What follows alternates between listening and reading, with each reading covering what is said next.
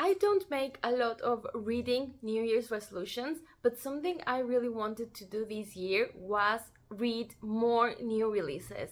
New books are usually pretty popular on social media. A lot of people are talking about them, and I just thought it would be fun to be able to engage in all those conversations. But really, the main reason I wanted to read more new releases is because in 2024 I have started writing myself, and just out of curiosity I wanted to know what is popular currently, what do readers want to read, and just in general what kind of stories are getting picked up for publishing and things like that. So basically what I decided to do is pick one new release each month, so a book that was released in each month of the year, and I will be sharing those reviews with you. Also, there's so many books coming out every month that I've been having a really hard time picking what to read.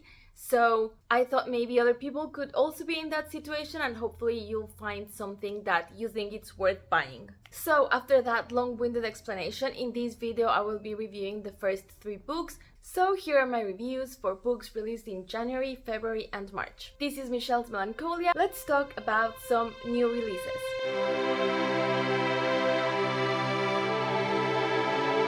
Start, I want to go on a little rant. If you don't care and just want to go to the book reviews, I will leave timestamps below. The book I chose to read for January is Midnight on Beacon Street by Ruth Verona. For February, I chose Violent Faculties by Charlene Elsby. And for March, I chose Diavola by Jennifer Thorne. So feel free to just click on that if you want.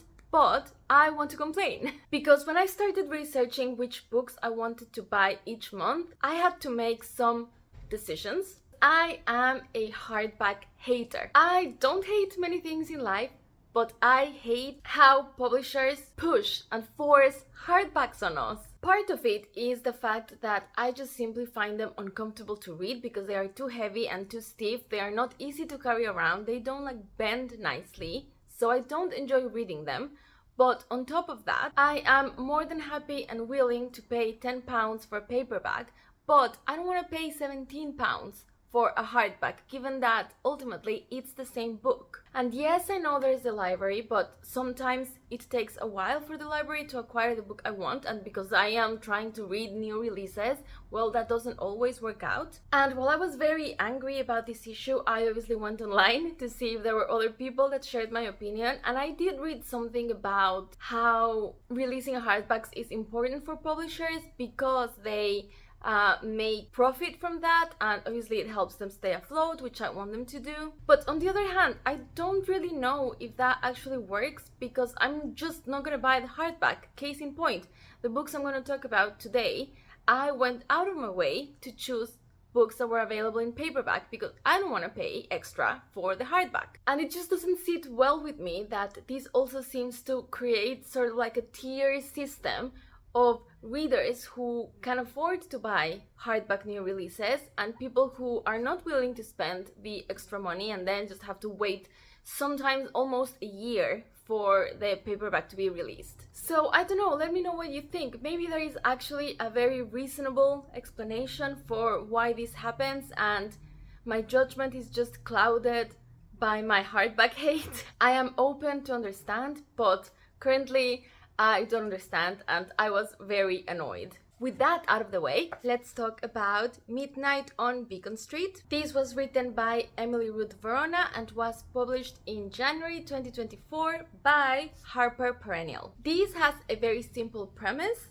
It is about a 17-year-old babysitter that is left alone to take care of 2 kids, and by midnight someone ends up dead. That's the opening of the book, which I thought was a super strong start. So chapter 1 opens up at 6 minutes after midnight, and from the first sentence we know that someone died. We don't know who and we don't know how. So the story jumps across time, mostly during the previous evening and during the night, but also we have some time jumps further back, like a few years back, and all of this is going to come together leading up to the events of what happened that night. This is also set in 1993, which gives it that little kick of nostalgia. It's not super 90s, as in it's not packed with references, which I thought was good because sometimes I feel like it can get a little obnoxious. But obviously you have these subtle things, as in there are no cell phones, there's only like the landlines and things like that that definitely contribute to the story. Unfortunately, I have not seen many great reviews about this, but I didn't hate it as much as other people seem to have hated it. I may be a little bit biased because I love non-linear storytelling, so anytime a book jumps through time, I really enjoy that. But if I try to be a little bit objective, this book, even though it's really short, it's not even 200 pages, moves extremely slow. It is also a multiple point of view.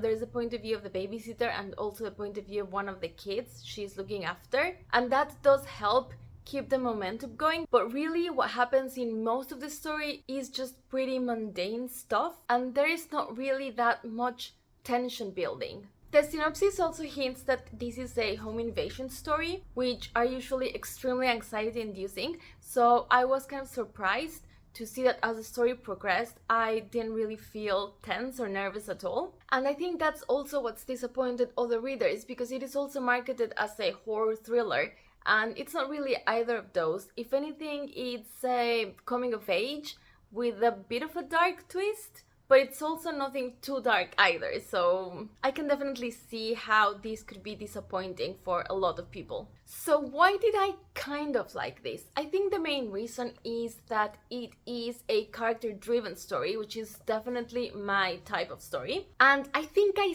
see what the author was going for, because the underlying idea of the story was to me very interesting and very clever. However, the execution was just not there. I think to find the resolution of this story satisfying, the reader should be able to pick up on some key character traits. The problem is that these character traits were described way too subtly, and they were kind of like sprinkled here and there, mentioned here and there, but I don't think the writer gave them the space to actually become fully developed characters that the reader would come to know and kind of predict what they would do in certain situations. And that was really important for the ending to land. I actually wonder if during the editing process the author was asked to cut this down and make it shorter. I guess because it's not really plot heavy, they could be worried that people would get bored. But I think people got bored anyway, and we didn't even get that much of the characters. I guess in a paradoxical way, I think this just needed to be longer. I think it needed more space to properly develop the characters, show their flaws, their insecurities, the way they think, the way they approach problems, and that way the ending would have been much stronger. But in general, I didn't have a terrible time with these. I think it was fun. I enjoyed putting the timeline together like a little puzzle, and I definitely think it could be enjoyed by readers who like character-driven, coming-of-age stories that don't need a lot of plot in their stories, maybe. And I guess I would land it right in the middle of the rating at a solid 2.5.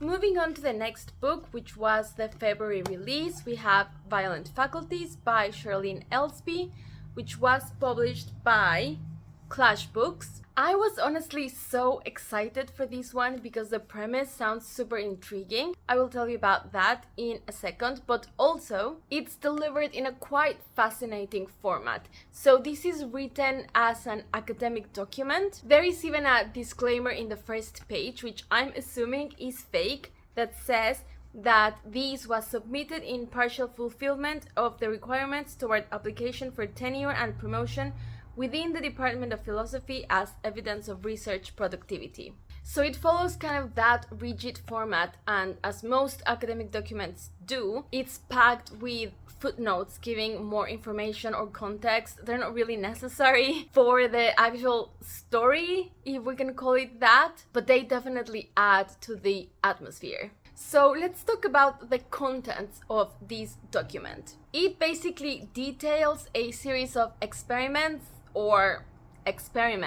that aim to get to the core of what it means to be a human from a philosophical standpoint. So it follows that in order to understand what humanity is, this researcher must attempt to dehumanize her subjects. so that if you remove piece by piece, at some point it will stop being a human and you can pinpoint exactly what is that was giving that human quality. I guess the key thing to mention is that here the subjects are unwilling subjects. They did not volunteer in any way to be put under these procedures. And also it's quite clear from the beginning that these experiments are not only badly designed, but they are also highly unethical. So our researcher main character, person who isn't unnamed, I think you're supposed to think it's Charlene herself, but that's never made explicit. On the surface, she appears to be writing with academic rigor. You know, she uses the right terminology, she throws in her methods. But as we continue reading, the reality of the situation becomes clearer and clearer. First of all, it becomes obvious that she's not doing this out of pure scientific curiosity. She has a bone to pick with members of the philosophy department at the university where she works in. So this is personal. She's out for blood, quite literally. And second, she's simply not well mentally. She's actually not doing well at all. She's on a downward spiral, and she definitely has sadistic tendencies. I mean, she does claim to take inspiration from the Marquis de Sade and Georges Bataille, so yeah, make of that what you will.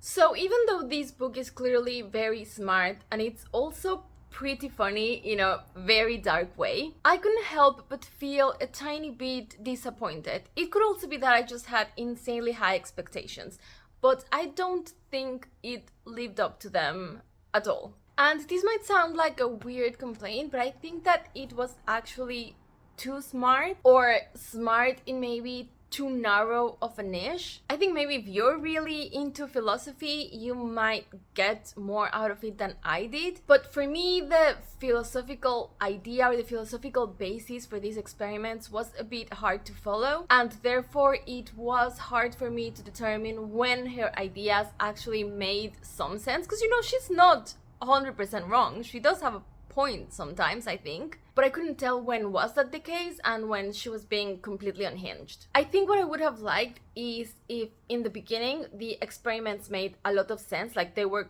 cruel but logical, and then became progressively more and more nonsensical. I think that would have given a very nice downward spiral kind of effect. But right from the very first experiment, in my opinion, it all sounded a bit too outlandish, a bit too silly, and it really wasn't believable that an academic with formal training would suddenly go so far in a completely illogical direction. But again, maybe that's just me and I didn't get it. However, I do think that even though it's super cool that you want to write a super smart book, I feel like it should be accessible for the average reader. I would actually love to hear from someone who knows a lot about philosophy and has read this book. If that's you, please let me know what you thought of it. Could you explain it to me, maybe? However, it's still a fun book. I think you can just gloss over all her philosophical ramblings, and especially for people who are into the more extreme side of horror. There are some very creative bits, and a lot of the time, as I said, I found it to be quite humorous. So I did have a good time, but I wasn't blown away. I just want to say the title and the cover, that's definitely 5 out of 5 stars for me. This is incredible. As for the book itself, I would give it 3 stars. I am back, and now it's time to review the new release for the month of March, and I'm really excited for this one. I'm sorry if this video is coming out super late. Not gonna lie, it's been a bit of a struggle to get back into the filming routine, but I think things will start moving a bit more efficiently from now on. Anyways, the book I picked for the month of March was Diavola by Jennifer Thorne, and I was really excited to read this because I've seen a lot of people reviewing it and a lot of people loving it. So when I saw it in Blackwell's, when I was just browsing, as you do, I saw it there and it was released as a paperback. So I took that as a sign that this was the one. and it was such a good choice. So straight off the bat, I'm gonna go ahead and spoil the review for you. No book spoilers, just my review spoiler. And I gave it 4.5 stars. It was so close to a 5, and I actually think that on a reread, these could go to 5, and I'm definitely planning on rereading these at some point. But I truly enjoyed these so much, and I will tell you why I knocked it down to 4.5 stars. But first, I guess I should tell you what this is about, in case you've been living on a rock. So this story follows an American family on holiday at a Tuscan villa in Italy. They rented it out and they're all staying there. Now, the issue is, this family are toxic as hell. They have so many unresolved issues, and most of them are the type of people that just avoid conflict, don't like to talk about things. So you can see that throughout the years, things have been just piling and piling, and their dynamics are super just toxic and uncomfortable. And within this family, we have our main character, Anna. And Anna is no saint. However, she is definitely kind of an outsider in her own family, a bit of a black sheep. No one in her family really has any respect for the way she chooses to live her life. They clearly disagree with a lot of her life decisions. For some reason, they kind of resent her for it as well. And somehow they always end up blaming her for anything and everything that goes wrong. Not only during this holiday, but we get tons of glimpses of things that have happened in the past, where they've all collectively decided that Anna was at fault for whatever happened. And sometimes she has been, but I mean, come on, let it go. As I've said many times before, I am a reader that enjoys very character-focused stories, so this was serving that to me in a silver platter. It was a feast. I love a family drama as well. And then the author wraps this up in a delicious, creepy, haunted house story. Because, as the family come to find out, the villa that they are staying in Italy is haunted. And this spirit, entity, or whatever that is haunting this place seems to be quite evil, ill-intentioned. It's definitely violent and insidious, so it's not a cute haunting. And really, that's what I found so unique about this story, because it's not just about the haunting and it's not just about the toxic family dynamics. It's very specific to what would happen to a family like this when put in a very specific situation. Now, I like to think that I'm a very reasonable person, and I can understand when people don't like books that I love. But I'm gonna be completely honest, I have seen many glowing reviews for this book, and I've seen a lot of people loving it, but also a lot of people who said that they were underwhelmed by these, or even worse, that they didn't think it was scary, that they thought it was silly. And I never say things like this because I think it's counterproductive, but just this time, let me say that I think that all those people are just wrong. I guess I could kind of see it for people that specifically need to like the characters that they are reading about, because no one in this book is likable. Quite the opposite, they are all terrible. So yeah, if you need to like the characters, I can see how this would not work for you. As I said, even the main character, she's so annoying, but I thought it was really well done. So Anna is the kind of person that clearly she thinks she is superior than everyone else in her family, and she's always looking for little opportunities to remind them that she's so much more enlightened than they are. And maybe she is.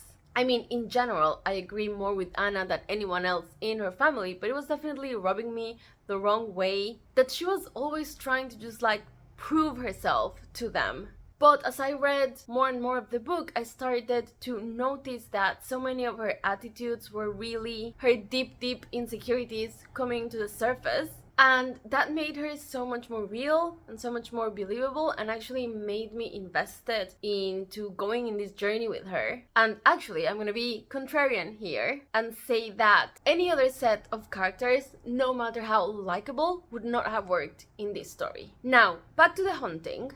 And yes, I know that different people get scared by different things, but people who didn't think this was scary, what scares you? Because I thought this was so scary. Yes, it was a bit of a slow burn. Yes, most of the time the haunting elements were quite subtle, a little bit cliched in that they do follow typical haunted house tropes like scratching and doors banging and hearing voices here and there, you know, the typical haunted house thing. But the way it was written, I found it super atmospheric, and as a haunted house aficionado and someone coming from a culture where ghosts are basically the norm, literally every single aunt and uncle that I have at my parents, they all have a story about when they saw a ghost or when they lived in a haunted house. So maybe it's because I grew up scared of these specific things, but the way they tell their personal stories was very much how it was portrayed here.